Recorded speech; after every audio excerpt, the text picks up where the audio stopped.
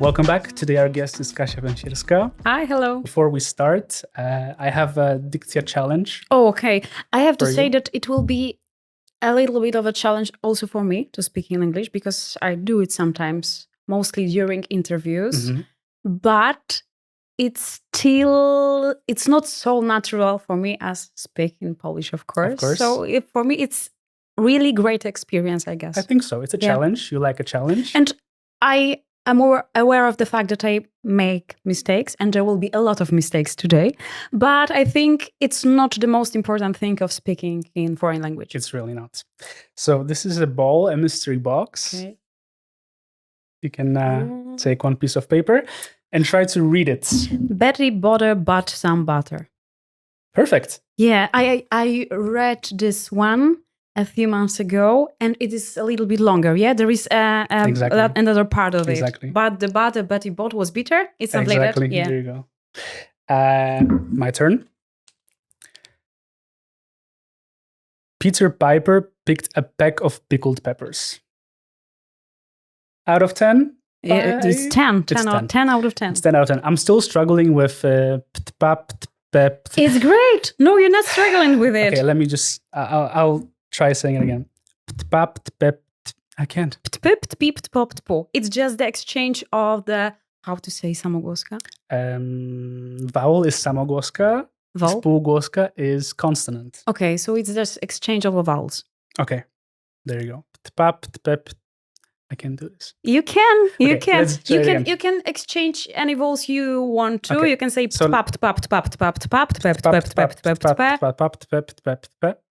I'm getting there. yeah, and then just Y and I and A and so on. And you?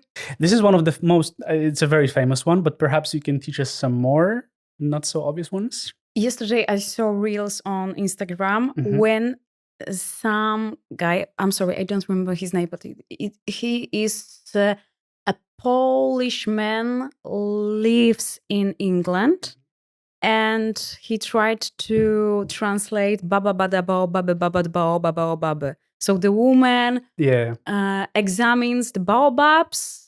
I think the I've seen woman it too. takes care of both baobabs. Yeah. So let's say it again.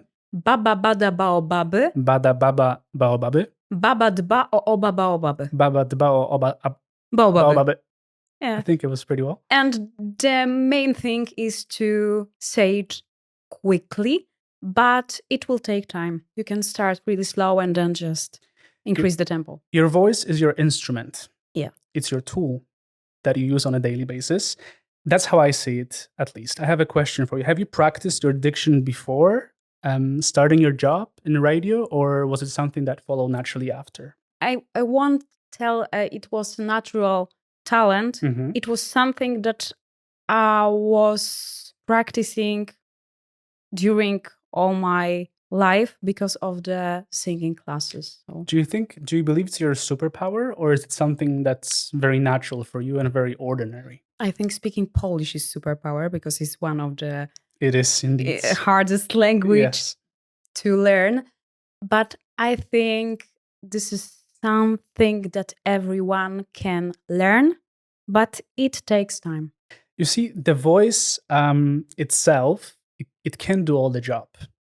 Meaning, for example, you have a singer, right? There's a storytelling, there's emotional intelligence. And a song. Yeah, and a Very song. important. Very important factor is the great song. But many people think, it's just the voice, but there's so much to it. So I think I said that the voice, that your voice is your instrument, but perhaps the brain is the instrument and the voice is the tool. Yeah, it is something like that. And if you don't know what to say, even the greatest voice in the world would not be enough.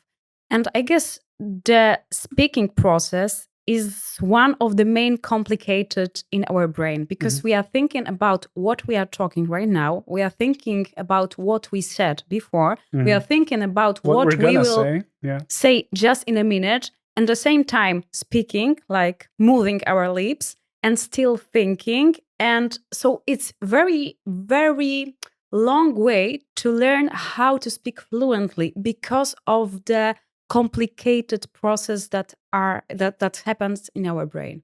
I'm saying that brain is your instrument because you are also a self-producer, autorealizacja in the radio. So many times you have live segments and you have to use your brain to the fullest potential to say some words, right? I wonder, how does this process look like? Because you have to be up to date with everything. You have to be aware what you're going to say. So how do you manage to do that? How do you manage to stay up to date? Where do you get inspirations? Everywhere, I would say. I very often listen to what people say when I'm on a gym. I know it's quite a little bit rude, but I do it like in discreet way. Yeah. Sometimes I look at the people that are, I don't know, shopping, walking around, passing on the street and thinking about them, or seeing some situation that I could talk about on being on radio. Mm-hmm. So the inspiration is, I guess, everywhere. Of course, on the internet, on social media, this is the source that will never end, I guess. You have to be open-minded. That's my first advice. And very curious of the world and of the other people. I think it also touches upon the topic of creativity. You have to stay creative all the time. I discussed it with one of the previous guests, with Julia Kamińska. She said that she's creative all the time. And here is a quote: my brain is racing in many directions all the time. Oh, so many thoughts at the same time. Right? Yeah, I guess it is something I also experience sometimes. Do you think it's also the case with you? I don't know if I'm creative all the time. I guess it's impossible for me because I need some rest, and sometimes my brain said me stop, just wait for a minute. But I try to challenge my brain and my creativity. Mm-hmm. And if we're talking about radio, this is a great exercise I do sometimes. And a few weeks ago, I was able to teach some students that would like to work in radio, and we did this exercise. Mm-hmm. I look at the PAP network. So this is the Polska Agencja Prasowa. Mm-hmm.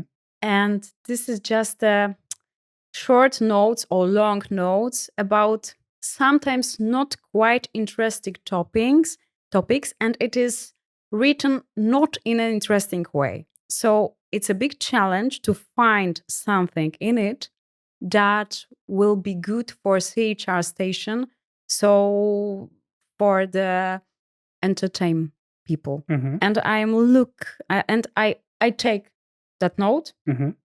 look at that, and try to find something and just turn it upside down to make an entertainment topic for radio.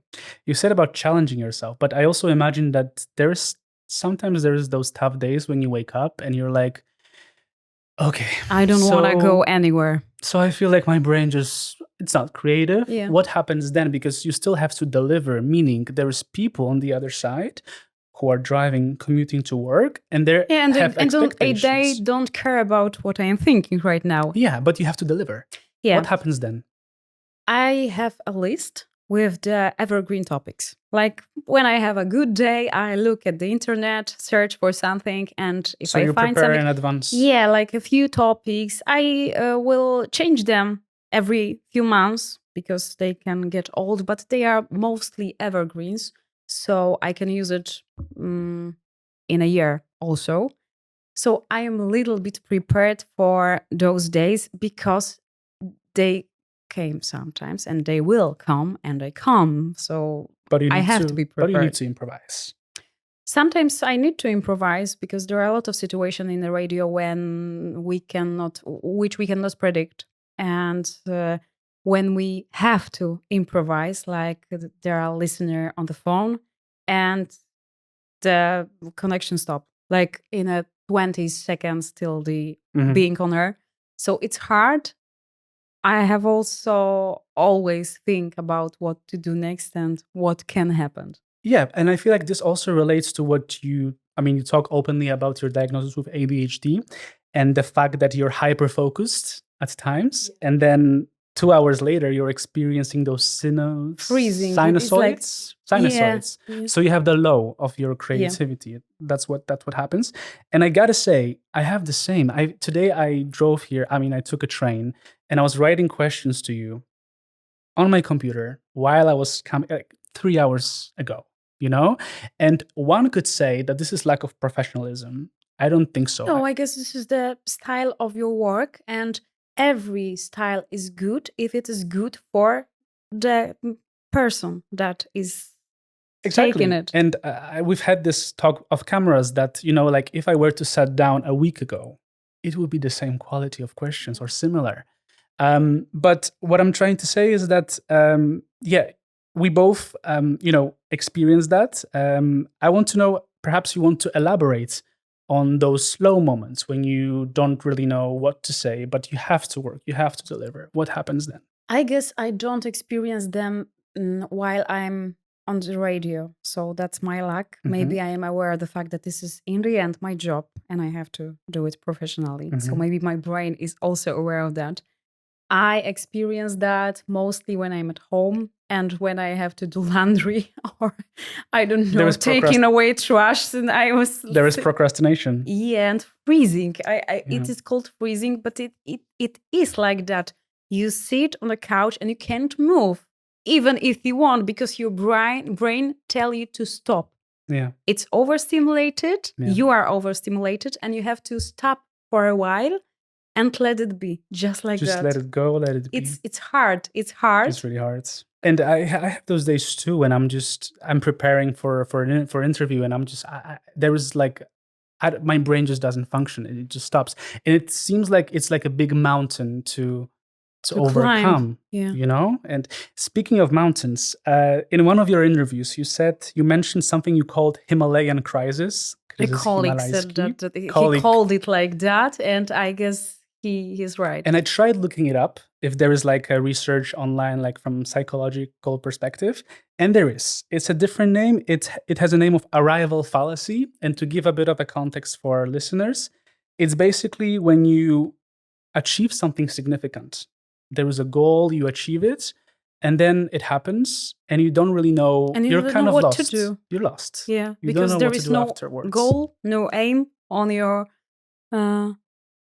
side. Yeah, and I did another research that there is a research that says that it's related to people who are high achievers, who have ambitions. Yeah. Do you consider yourself Yeah. this type of? Yeah, I am. It's really nice word for that. I am competitive person, but not in a bad way. Like I don't know, I will be better than you. No, when it's come to some games and so on, I'm always try to win, but it's like in a fun way. And I am like. Has it always been like this? Have you always had this drive to achieve stuff?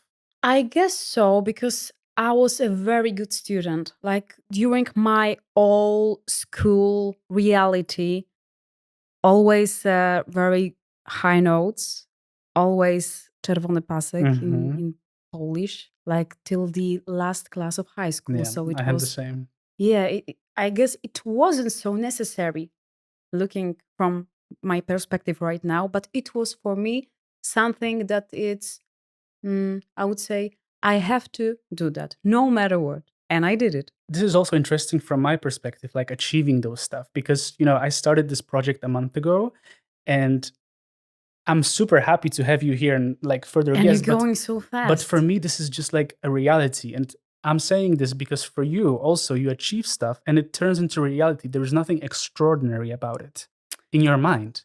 But for people, it's super extraordinary. It's something not ordinary it's hard at all. to notice because I'm barely never proud of myself. Like I'm more relieved that I did something and it happened, but not proud. But there are a lot of people around me that tell me, hey, it's okay, look what you did. And do you believe them then? Not really. I'm just doubting, like, okay, and that person made that and that made that. They are, I don't know, better or something like that. So it's not a healthy thinking. I'm trying to fight with that. It's not easy because it was my thinking during all my life. So it's something like habit. But I try. And about that Himalayan. Yeah, I like the name, by the way. It's Himalayan crisis. It sounds very. I I love the name. I read about it, and it also can be connected with ADHD because it's the lack of dopamine. You achieve something, and the level of dopamine drops. Yeah, drops down Significantly, immediately. and you are lost and looking what to do next. And what happens then? In your case, I'm sad. You're sad. Yeah, really. Yeah. Well, I have the same. I mean, I can really relate. I to it. remember the moment 2 years ago, more than 2 years ago. I just bought my apartment, and I was in it the first night, sitting on my couch, and started to cry. And I don't know why, because I was happy I did it, but right now I was just lost. I was tired, of course, because it was after the moving and unpacking stuff and so on. But I was also so sad. And I remember that I was mostly sad during most of my life.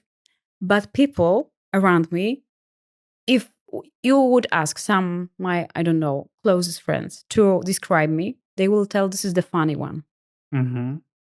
But there are a few people that knows that know that the other side of me, like the sad one. But if you will ask me why are you sad, I would say I don't know. It just happened. Going back to the mountains thing and the metaphor, which I really like, when you achieve something, your goal, the excitement or your attitude, as we said, drops. But how do you manage? How do you keep this sense of excitement going? I am looking for another goals. There you go. So that's the answer. The project, the end of the project. So the answer for the answer for the end of the project is the next project. Yeah. Sometimes it takes a few weeks to find another one, but it's a really, really fast process right now. So speaking of high achievers, because you consider yourself one, I also consider myself one. Society often doesn't fully approve of them.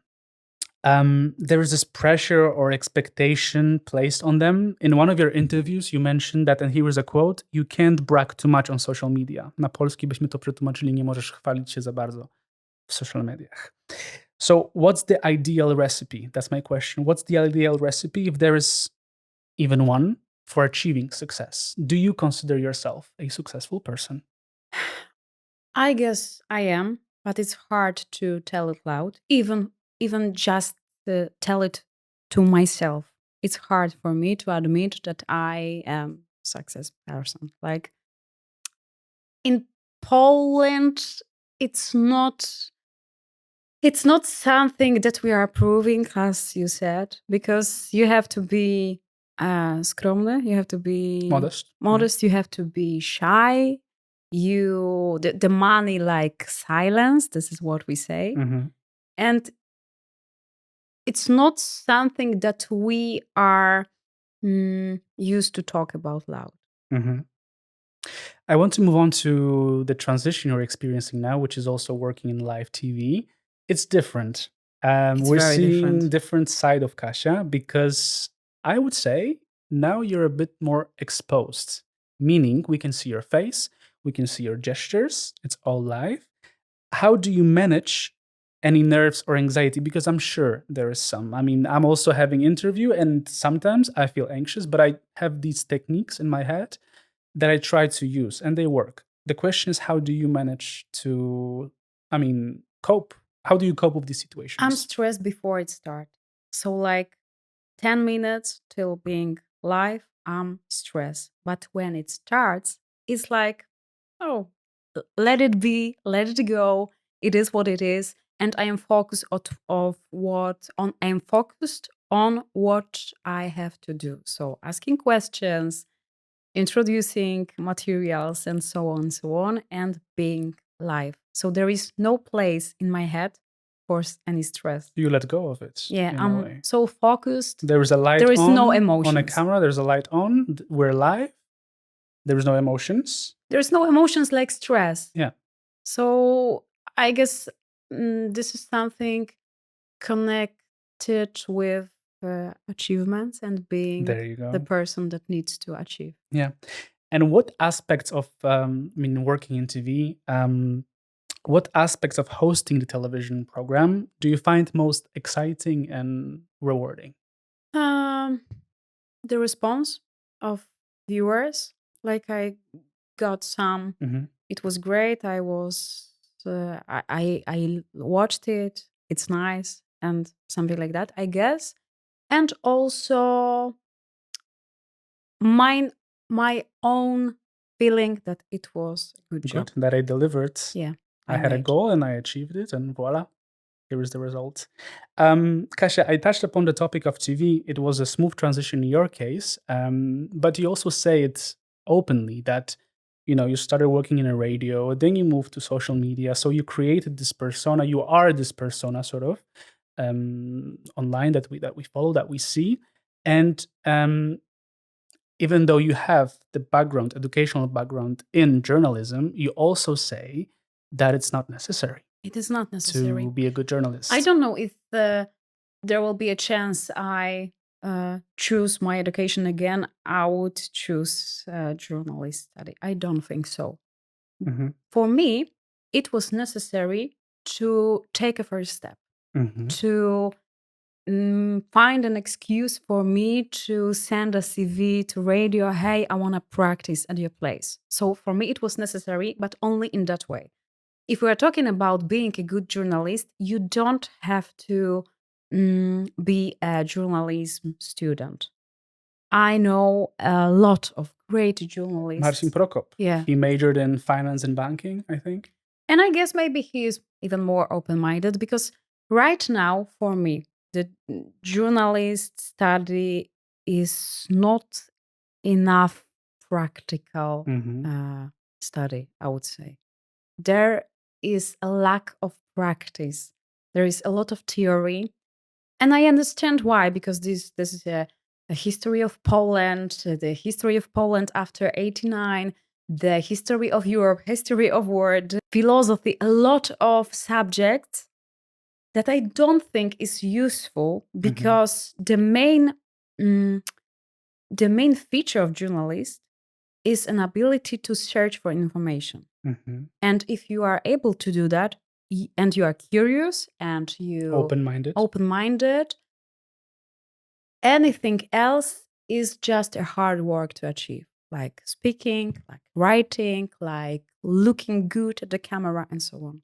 I'm saying all of this because I feel it on a very personal level. I finished my studies in political science. So I learned about, I don't know, different types of governance. I learned about, as you said, also philosophy and other stuff. It was a very like open-minded program in a way. I could choose different paths. Then I minored in psychology. What I'm saying is that I believe I have gained these soft skills, communication skills that are needed. Yeah, there Right? are a lot of soft skills and a little bit of natural talent. You have to feel comfortable and good in front of the microphone, in front of the camera. You have to feel it. You have to feel it. You have to know the way how to speak with people Mhm. and find the information in them. And everything is just time that you have to take, and it needs time to develop the other skills. When I started, I wasn't sound like that, really. And you're an inspiration to me also because these are your words. I'm going to read them. There is, and this is translation in English, there is no real barrier to entering show business. There isn't. And you had no connections. Yeah. You made it your own. You made it on your own, I could say. And with that comes a lot of change. Po polsku powiemy, że zmiana nie jest mi obca. I tried looking for a English translation, but then you would say that change is something new to you, is something you're familiar with. And I feel like this word change describes you, your personality in your life and experiencing and trying out new things. And question to you, how do you view change in your life? Is it something you embrace easily or is it something that comes with challenges? It depends. If the change depends on me, it's very easily to absorb. Mhm. If there is, I don't know, the change of the plan that somebody else made, I'm a little bit angry and it's hard for me to absorb. It takes some time. For example, when I will plan for tomorrow a meeting with someone and it will be cancelled by this person last minute, I will be very, very angry, very, very sad, and need a few hours to absorb it just to feel comfortable with all the situation. It's not something I'm proud of because I'm working on it, but it's not really easy. If we are talking about change that I will make, it's like that. I made a lot of decision, I would say, in just a second, and people around me would tell, it's crazy, why are you doing that? And I would say, no, it's okay, I will do that. I changed work like that because I worked in Polish radio for 5 years, and then just like that decided to change and go to Radio SK. I bought 2 apartments like that when I didn't know if I will manage that, but no risk, no fun. No fun. So I have some gene, the risk gene in my head, I guess. It's not seenable like that. It's not visible for anyone, but it's somewhere in me, I guess. You see, because in my case, I like a change, but I also like tranquility. I like having my own routine. Yeah. You know, so it's a bit like, for me, it can be contradictory. Of course, I'm changing my life as we speak now, but it's not always so easy. There is those challenges, at least in my case, like, you know, just changing the setup, getting to know other people, which is exciting. But for some people, I mean, it might be like paralyzing in a way. It's not the case for you, I imagine. Yeah, and I understand that Me because too. there are a lot of people that need some stabilization, like, and some rituals and routine. And it's great. Sometimes I also need that. And I miss it. Like, oh my God, I would like my day would be more not so chaotic one. And I guess this is also something that influence on the way we are living. For example, on the work that we choose. Because I guess that there are some people that are very comfortable with working 9 till They have a nice salary. 5 p.m. and just like, you know, office work, very important one. But for me, I'm very sorry, it will be quite boring because I'm such a person. Have you ever tried it? Because you did some like writing and editing, right? Yeah, Also I did like in the very, very start of the journalist was study. it like suffocating in a way? Like you were, It wasn't for me. I was on some practice on the web service. And my job was to sit in the desk and do your write. job, right? And maybe call sometimes somebody to get some information. And it was very hard for me to sit in one place and not do anything else. I think I know why. Because at the end of the day, you don't see the result per se.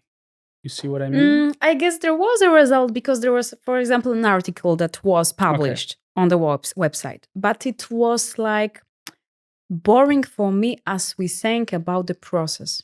You didn't enjoy the process of it. Yeah, I didn't. And I have the big problem with some process. I, for example, hate to do some manual works that takes time and I can't see the result. For example, Lego, it's not for me. I know the word is in love with that. I hate that. Or that drawing on the numbers or some diamonds you just stick on the paper to make some picture. I tried every of it. I was so nervous during that. It wasn't calming me at all. And you know, talking about high achievers as we did a couple of minutes ago, I think with that there comes a lot of self-criticism. And I'm saying this because I'm very critical of myself. I do great stuff, but still... But you're not happy about it. You're not proud of yourself. You fully. think that's not enough. Not fully. And I wonder where does it come from? Because I get this confirmation from people. And you believe them? I believe them. Okay, so that's okay. But still, like, it's not a full potential, I think. I think sometimes it's safe because there is no chance to be, in Polish we say, nie uderza ci woda sodowa do głowy. Thanks to that. They just stay on the ground. Yeah. You're not flying just away 20 centimeters above the pavements and being better than other people. So maybe in that way, it is okay not to be fully happy about what you did, not to be so proud, not to feel that it was enough, because also it helps us to develop some skills and to achieve higher and higher and thinking about the next projects, and maybe made us to think what we can improve. And this self-criticism also comes in your life. You're also critical of yourself. How do you manage to let those thoughts go away? Or are they... I don't know, just go away. I'm also very, very... I have some problem with looking at me on pictures, for example, that somebody else made. I'm not happy with that. And we can take some pictures all day, all night, and it's not gonna be good enough for me.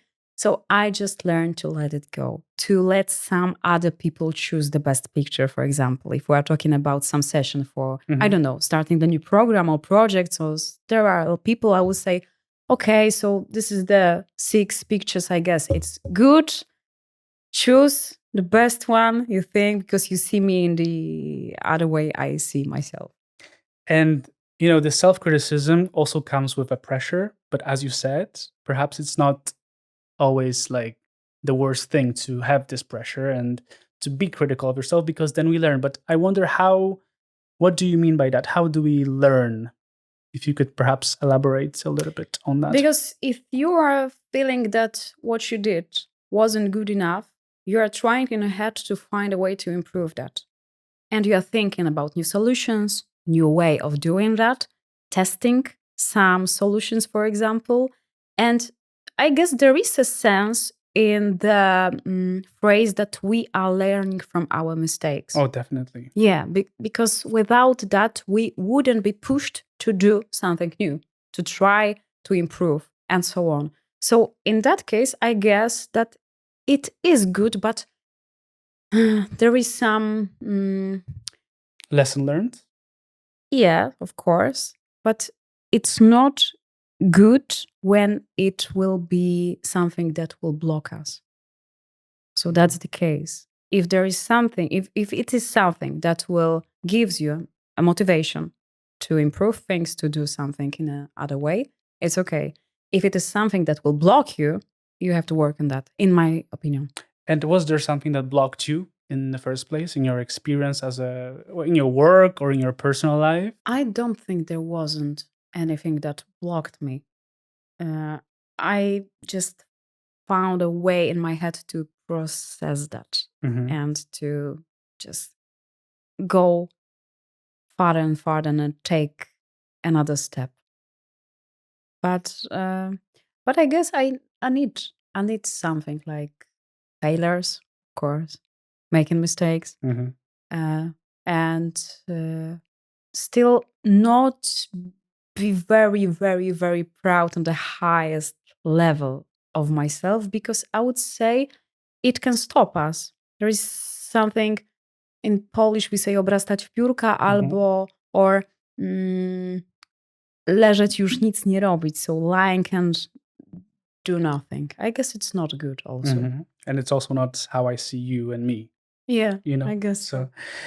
Kasia, we're going to be slowly wrapping up, but perhaps there is a last word of advice you have for our listeners. And there's so many things we discussed. We discussed working as a journalist. We discussed the self-criticism thing.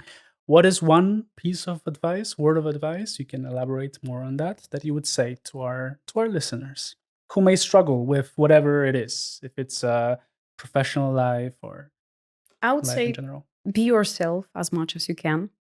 If you feel something, do anything to achieve that. And try to find people that will support you every time. I guess this is the most important, to have those people around you that will be there for good and for the bad. I know it's cheesy to say that, but it's really, really important, because the most, the saddest thing that can happen is to celebrate your success alone. It doesn't taste. I were there once. It was the worst day, I guess, in my life, because there wasn't anybody That you could to celebrate me with me. And there is no point to achieve those goals if there is anybody who will tell you, great work, I'm proud I can be here with you. Kasia, it's been a pleasure, and I feel like these words really wrap it up pretty well. Thank you very much for opening up. How do you feel afterwards? It's also a question I ask. How does this blockage, how do you feel? I feel great, and I'm happy. I decided to came here because it was a little bit of challenge Of to course. speak in English. But I knew you'd be up for it. Yeah, but I need that also. Yeah, Some we challenges. need to challenge ourselves. Yeah. And that's maybe a second lesson we can get out of this interview. That challenging yourself is not challenge necessarily yourself. bad. It's good. It's good. It brings us to where we want to be. That's right. Thank you so much. Thank you. It's been a pleasure.